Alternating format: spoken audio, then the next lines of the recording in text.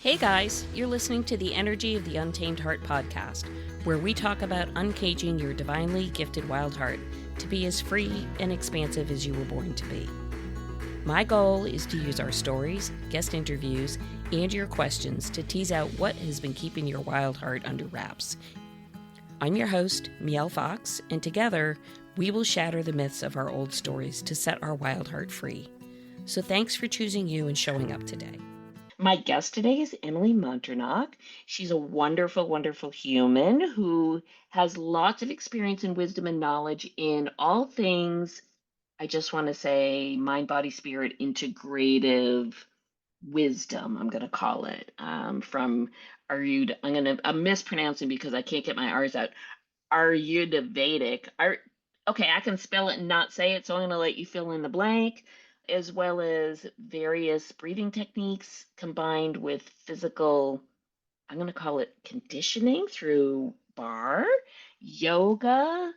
Um, what else am I missing? Your yoga guide. A lot of good stuff that sort of hits all the various planes that are human and soul inhabit, the physical plane, the spiritual plane, the emotional plane, the mental plane, and there are all these modalities to help us integrate all of it. So, welcome. I can't wait to share and have you share what you do and how you got here and all the things with the guests. I'm excited. So, welcome. Yeah, thank you. Thank you. Yeah, Ayurveda. It's okay. It's not super common in a number of venues. So it's okay. A lot of people ask me that question too. And yeah, a lot of different types of modalities. And that's one of the things that I enjoy because if someone says, like, what do you do? Of course, I am a guide for yoga and I do teach bar and Pilates and a life coach and teach Ayurveda as well as practice and do classes, workshops. I also am a self-actualist when it really comes down to it.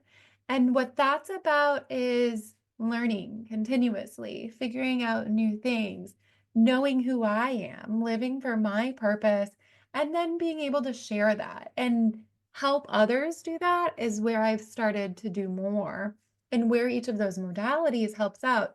They help host festivals too, where we can have all of the modalities and people doing different things come together and experience. So that way, somebody can come in and say, "Oh, I don't know, I have never heard of Ayurveda. I've never heard of energy work or cord cutting, or I've never heard of Reiki. I've never heard of ecstatic dance. What's that?"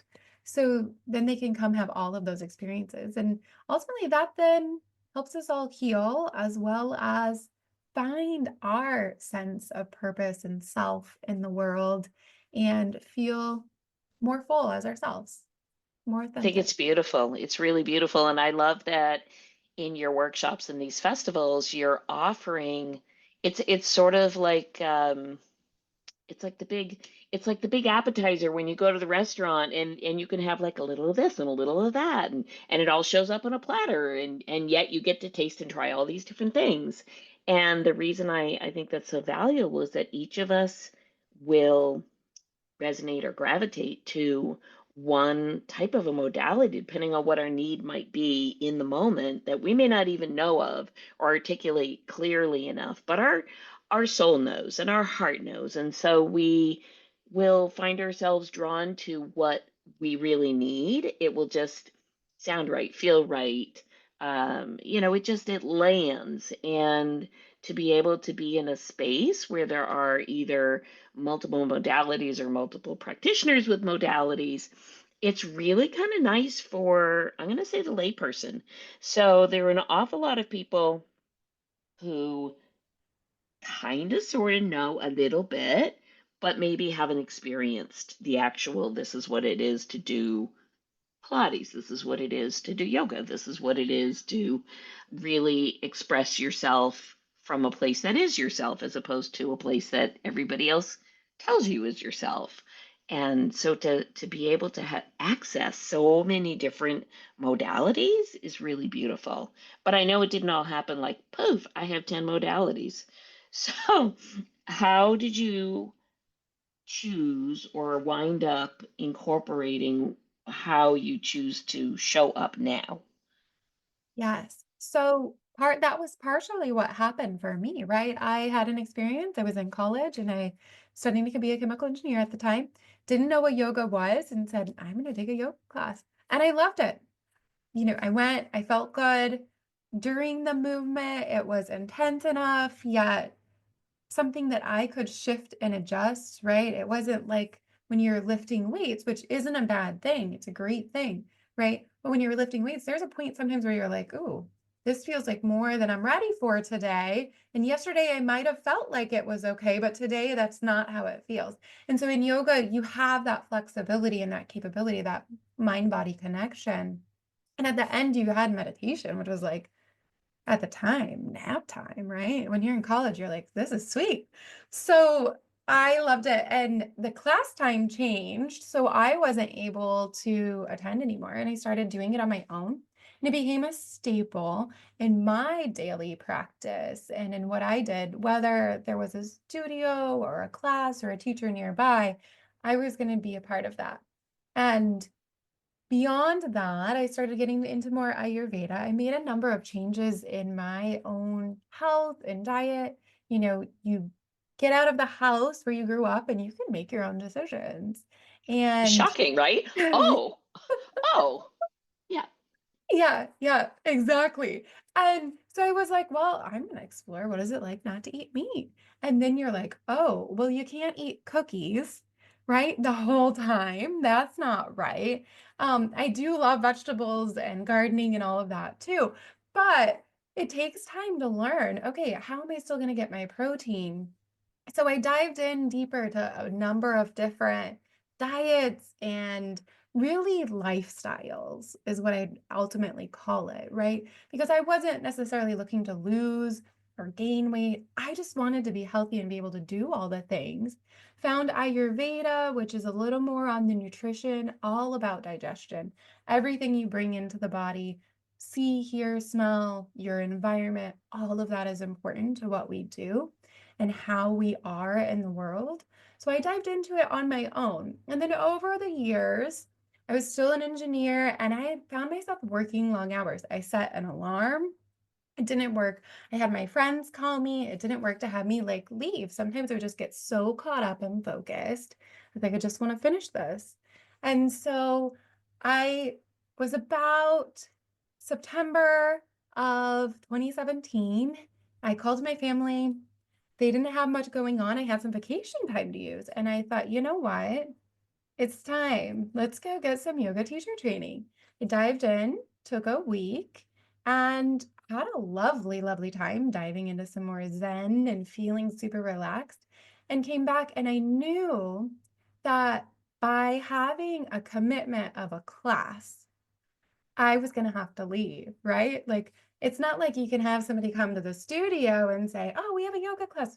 Where's the instructor, right? Like, and so it was a commitment and it was a way for me to shift how I used my time and share what I had learned from the years prior from my own practice and how it had helped me with others.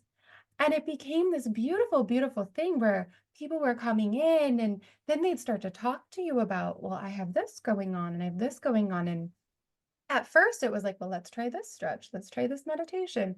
And then I was like, oh, there's more. We should do more with Ayurveda. So I got certified in Ayurveda so that I could help more and say, well, maybe we need to eat or change this aspect of what you're doing in the schedule of your day. And then I was like, well, I'm helping people with their whole life. So I might as well keep going, doing these other modalities. Somebody wanted to teach to go to a bungee class, and we didn't necessarily have one close to the area. So I was like, all right, I'll take a bungee training. And so added on more modalities but realized in the grand scheme, I'm doing life and helping people with their life goals. And that's where the life coaching came in. And my last modality most recent that I fully added was that to kind of bring the whole package together, right? And then we can talk about things in relationships. We can talk about things in mental well-being as well as the other parts tie in the modalities and give opportunity through the festivals or other experiences to say, you know what, I do yoga and this is my form, but there's a person that's doing yoga for trauma or yoga for veterans. And if that feels good to you, go try it out. Or if you want to do more with a shaman, here's a couple names.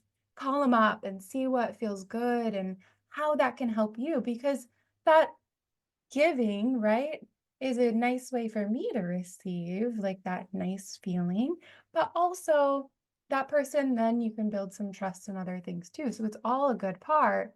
And I've learned a ton. I've met so many new people in my life just that have all these modalities or want to share and help others too. It's beautiful. It's really fortuitous in its own way. It absolutely is. And what I really value in what you're saying is so many times, especially in the online space, there's this idea that I don't want to say competition, but almost like you hold back valuable information that might be of service to a client because you don't want to lose XYZ business, where it's the opposite that is actually true. The more you share, the more you give, the more you expand, the more you connect, it comes back so many more times to you in other ways. And it's just beautiful that part of your plan or strategy, if you want to call that, is that you sort of help your clients to have a better awareness that it's not one shoe fits all. And even if the shoe's called yoga, there are so many different kinds, just like there's high heels, slippers, flip flops, and I don't know, running shoes and clogs and cowboy boots. And I mean, they're all categorized as footwear, but they all are used for very different things.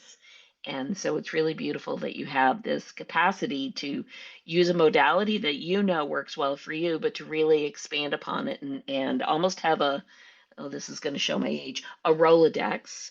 Do you know what a Rolodex is? Okay. Yes, I do. You're good. Okay. For those of you out there who don't know what a Rolodex is, it's like this moving directory of contacts.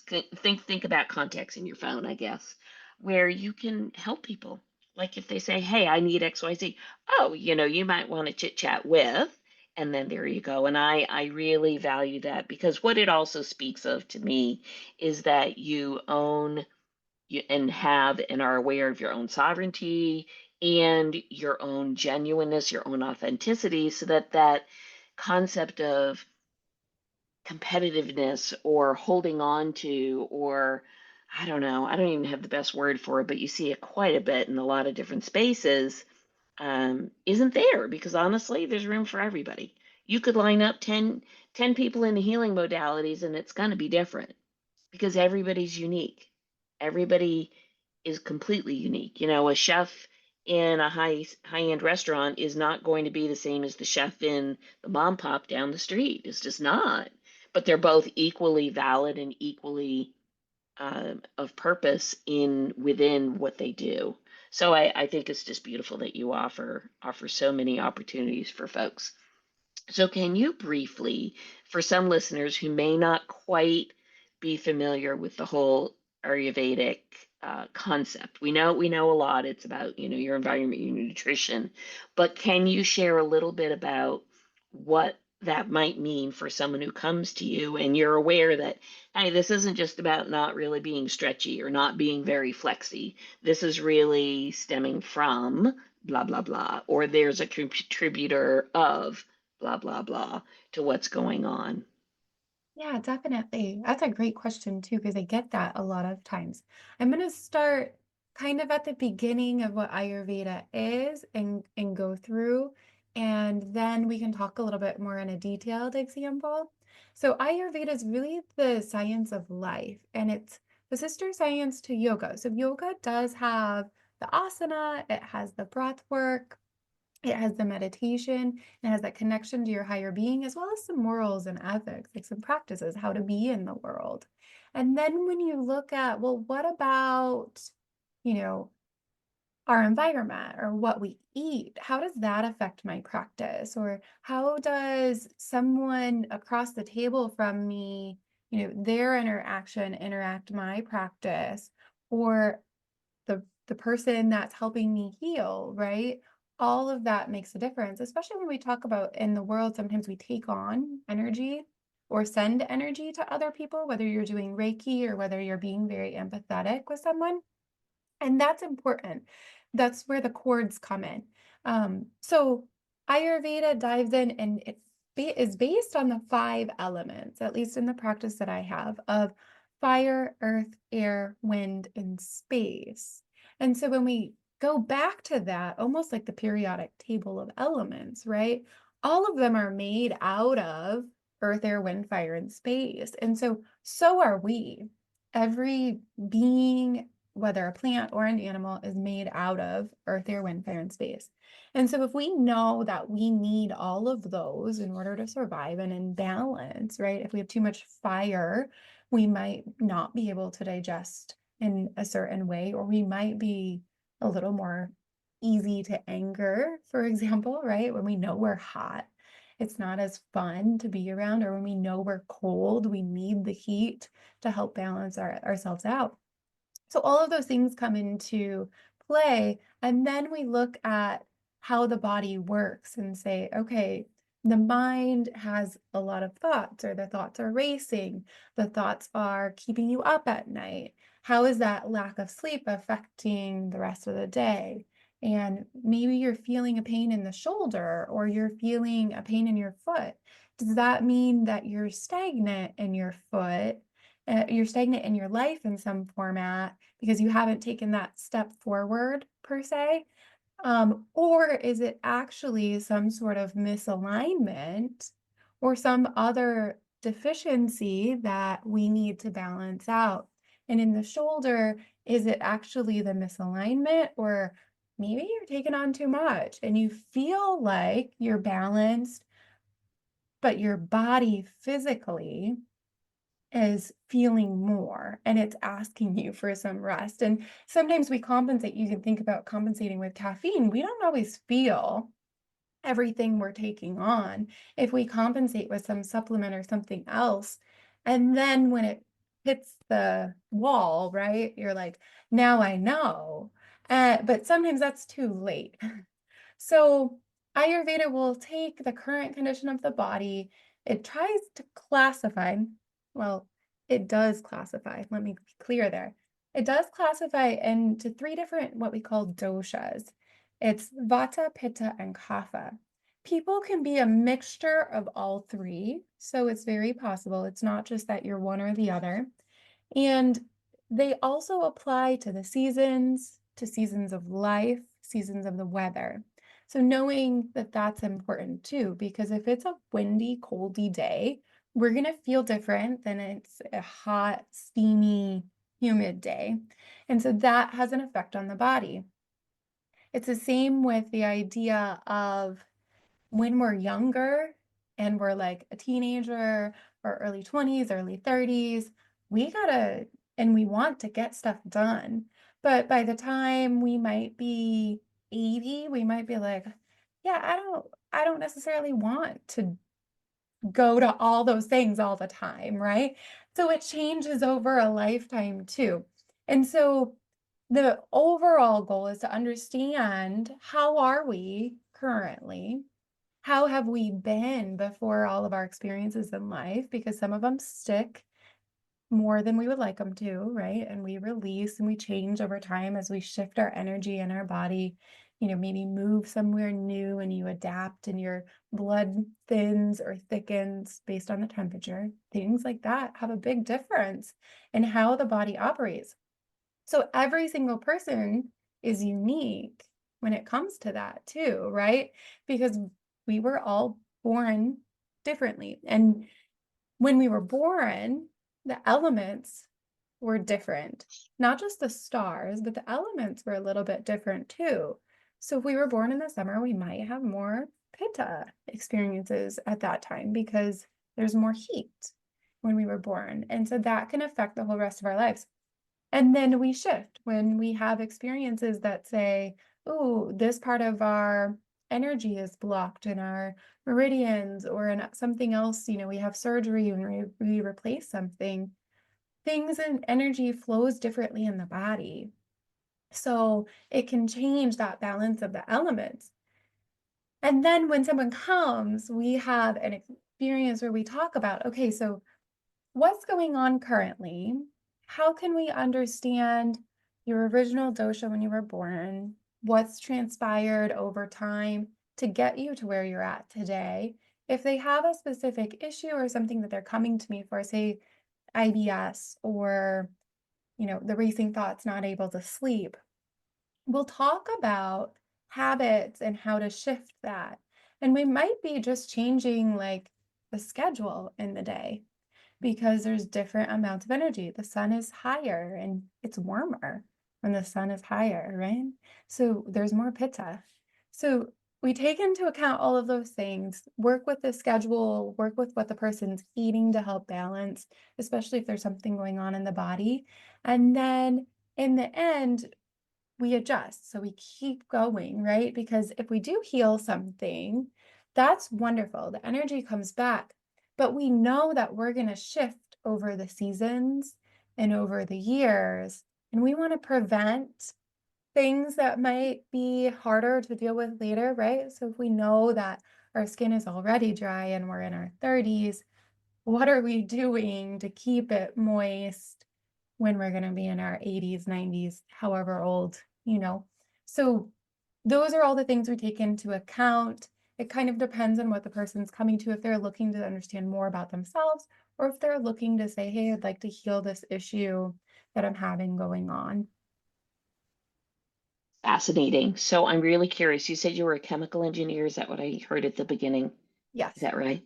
So do you feel like that background made this shift easier for you because of your background, because of your knowledge of how do things interact and how do things break down and how do things build up and all the things really as a chemical engineer?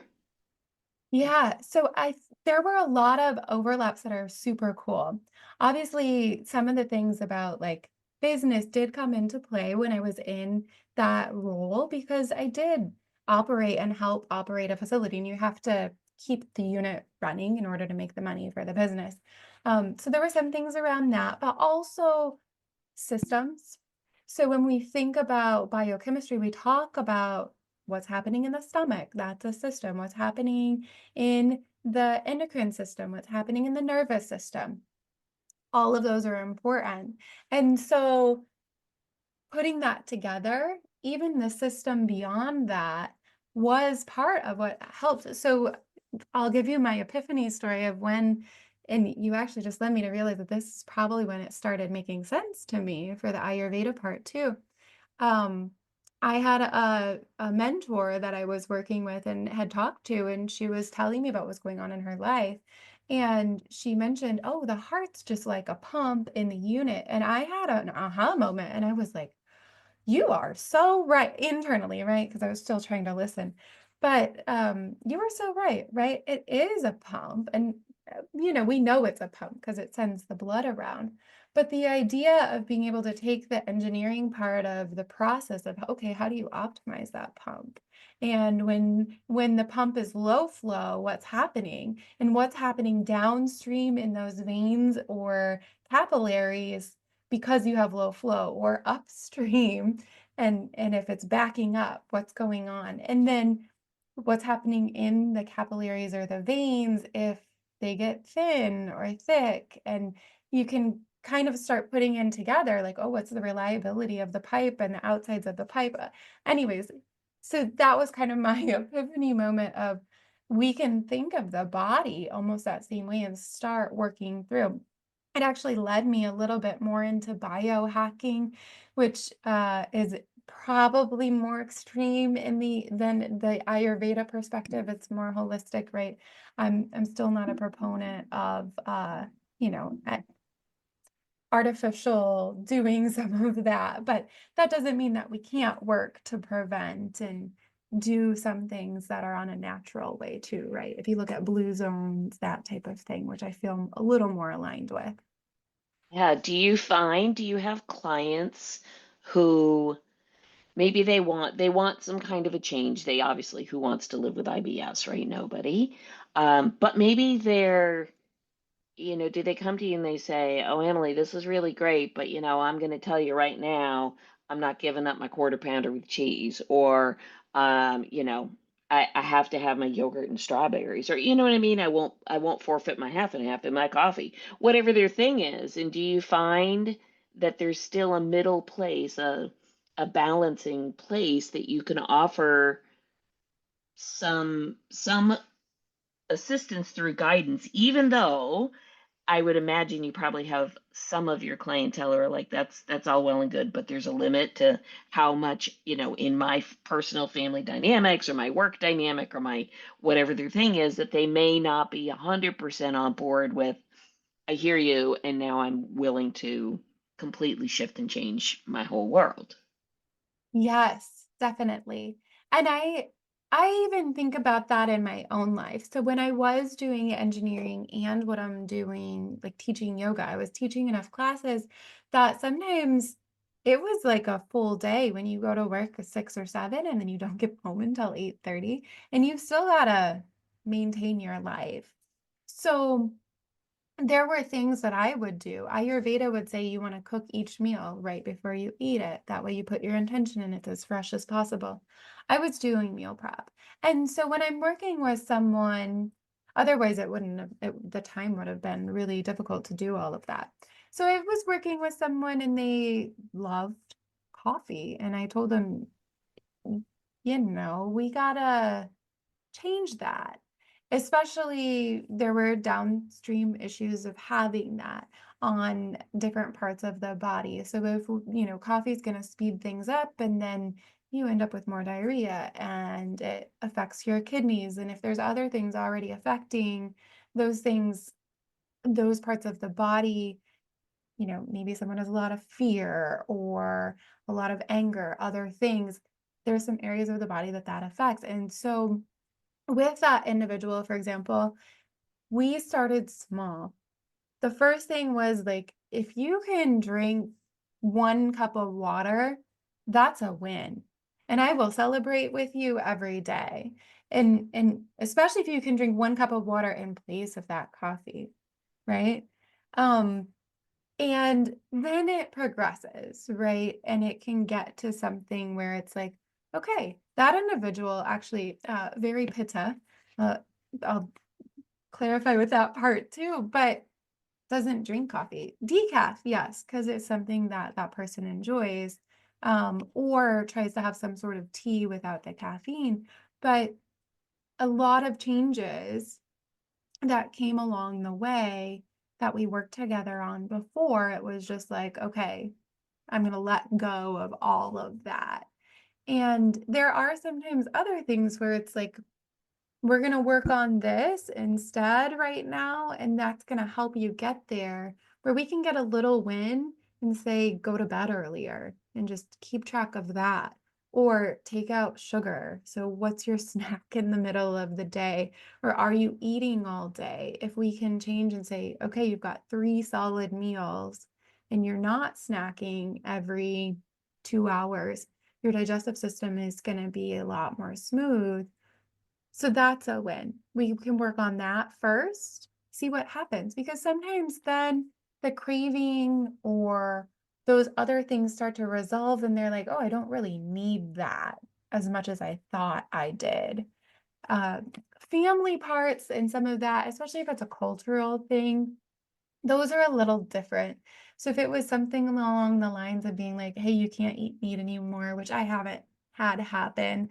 Ayurveda is based from India, so there is some aspect of what that's like. But for the most part, we modify and adapt to what we can with the individual. And the main goal is to feel healthy. I grew up eating meat. I don't eat it as much now, but I still have that bacteria from when I was younger, and it is still part of who I am based on my experiences today. So rather than ignore or push that aside, I still want to embrace that. And if I need it, there's, for me, from my perspective and how I work with the practice, there's no like limitation. It's open and flexible, because otherwise sometimes we can get in our mind then, and it can feel tough. There are some situations definitely where, okay, a person can't eat red meat, so that could feel like a limitation, but it might be only for a period if we can heal and work through the other parts along the way. I know sometimes that can be an issue, even from a medical doctor, they'll give those recommendations for the heart or other things. So being aware of that, that's a really great question though, because we all shift and change along the way. Absolutely, absolutely. And I will, with all full transparency, back in college, I mean, it was nothing for me to drink a couple pots of coffee in the course of a 24-hour window. You know, you're studying, you're staying up late, and then of course, God forbid you don't go out with your friends and you're working three jobs, whatever the thing is. And so, yeah, there was a window of time when I was much younger that I probably, better living through pharmaceuticals, dare I say, caffeine and whatever else it took to get through school and work. Now, I've got quite a few extra decades on me now. I have actually, and I happen to love coffee. I happen to love the flavor of coffee. I don't drink coffee necessarily because I need the caffeine. I just love the smell and the flavor of coffee. But I've also found that I can balance it out. I happen to use a mushroom based alternative for me.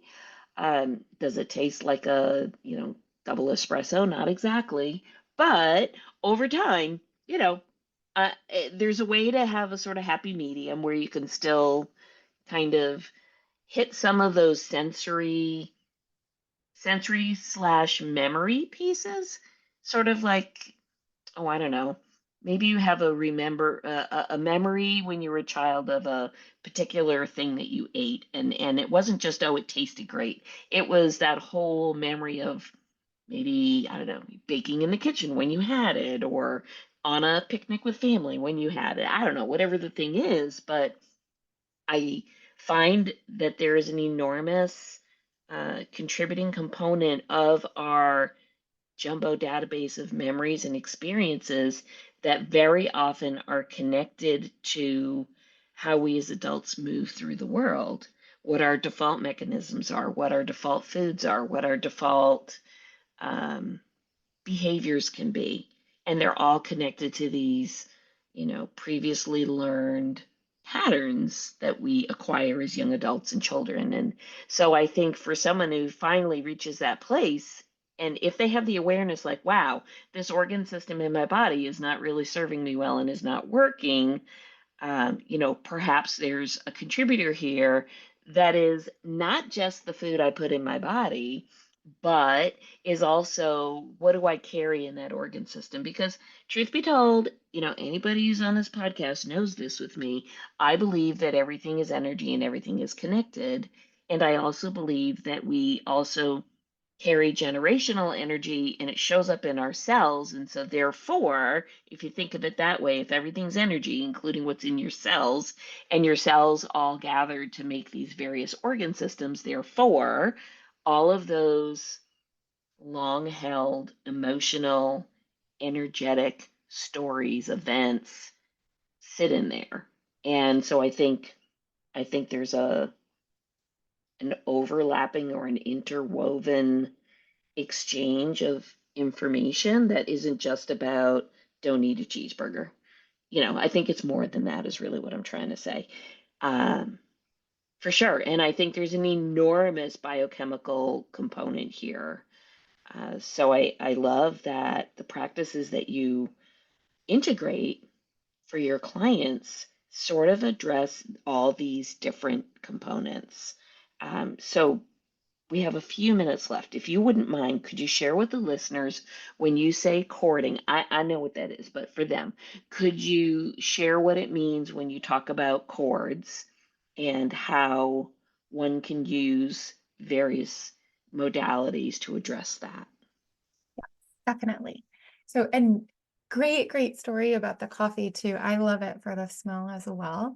So I get that. I get that. And there's a lot of good options, especially if anybody's ever drank. Oh my gosh. Let's talk Had, about consumed, had imbibed, yes.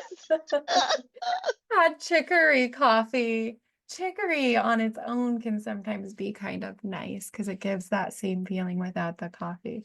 Oh my goodness. Okay. Good thing I'm not a linguist. Anyway, Mhm.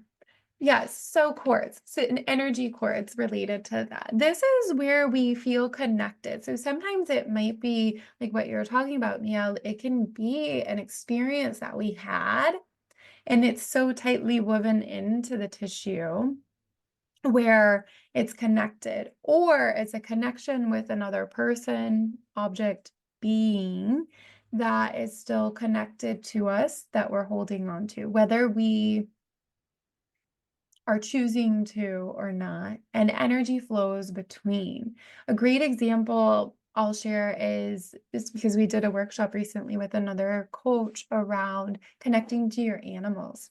And there's not necessarily bad things around cords, but you can connect to the animal through the heart, and then you might be able to intuitively understand more about what they're feeling, what's going on for them.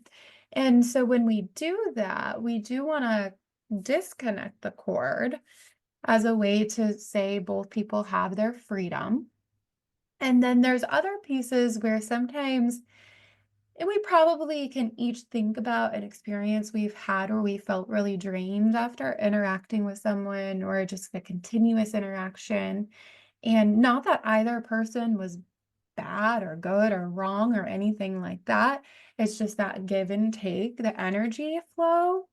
And that's where sometimes there might be a cord, and sometimes energetically those can stay and still continue to drain, even if we're not conscious on the physical level. And that's where we've got to be clear and understanding of what's going on, who we're interacting with, why we're interacting with them, what we're doing.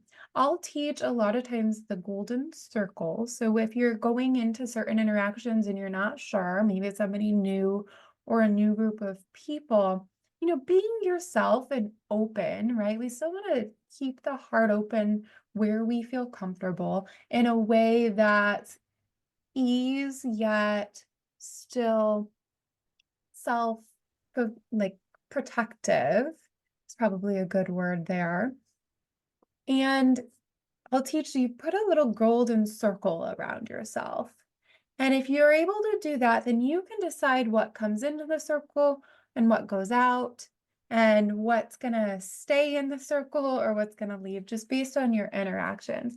And that'll sometimes help even before you're connecting with that cord process. Greater than that would be the idea of just going through, and I'll do more of a meditation. Now, cord cutting isn't one of my main things that I'll practice. So we might, if you want to share a little bit more afterwards, feel free, Neil. I would love to hear more.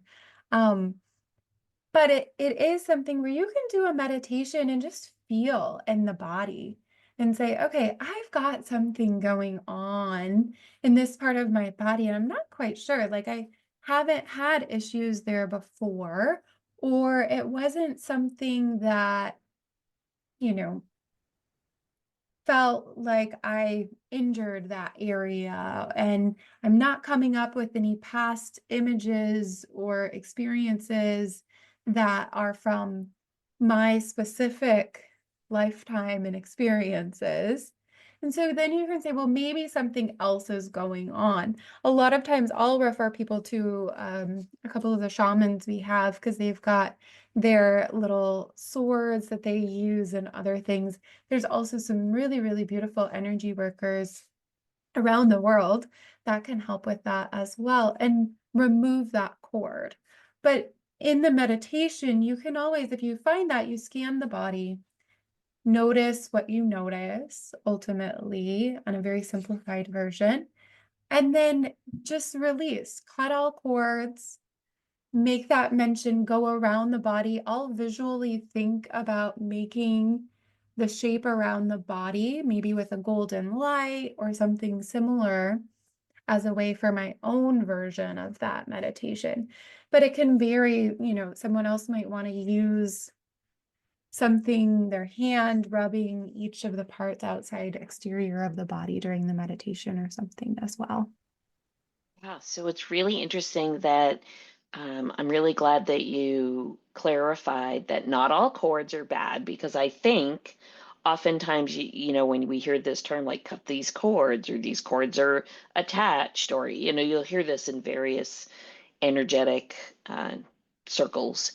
And it's really interesting, to point out that a cord is basically like a conduit. Like, to me, I think about, you run electricity through a conduit and it connects A to B, and there you go. And then when you're done with what you got to do, you disconnect. So I really appreciate that you clarify that not every cord is a cord that is going to be doom and gloom and drag you down, but there's also a place where, like anything else, there's the taking in and the giving. Receive it and send it. So I really like that you clarified that very much. Yeah. So we're close to the end of our time here.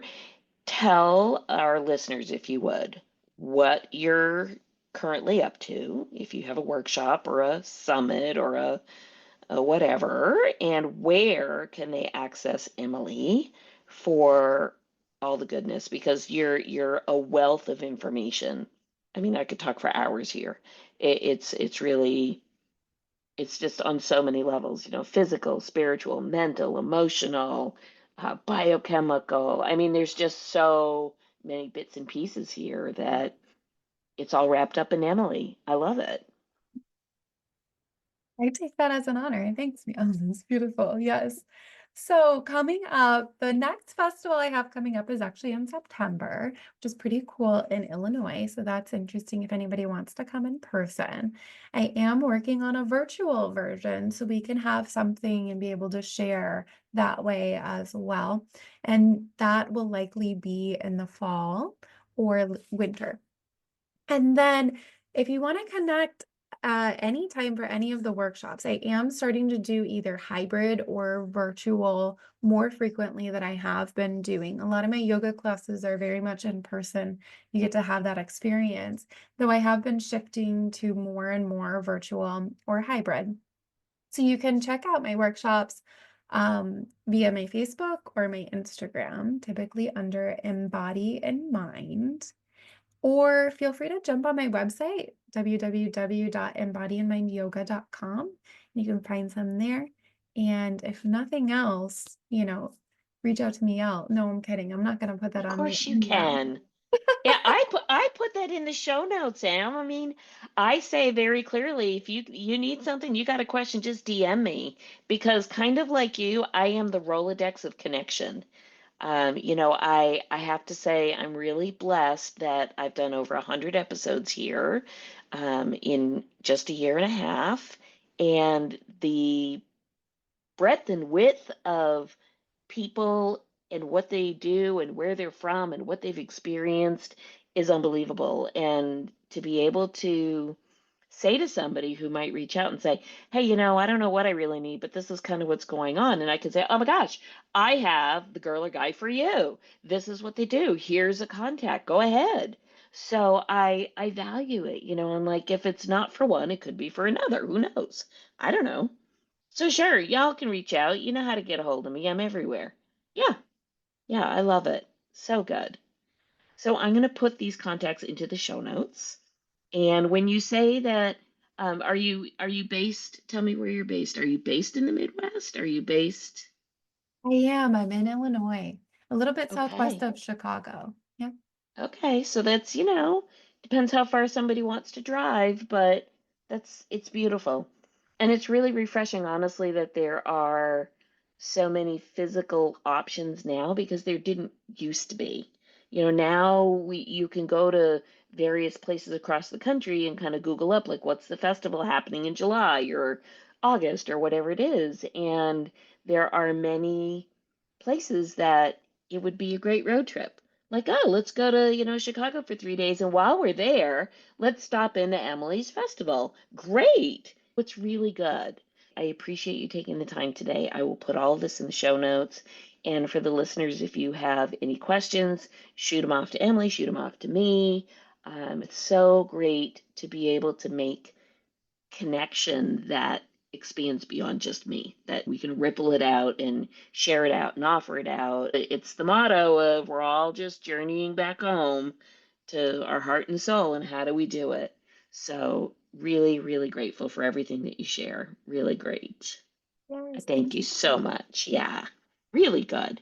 All right, gang, that's going to take care of it for today's episode. And check out the show notes because I'm going to put all of Emily's contacts there and you can reach her and it'll change your life. It's going to be great. Thank you, everybody.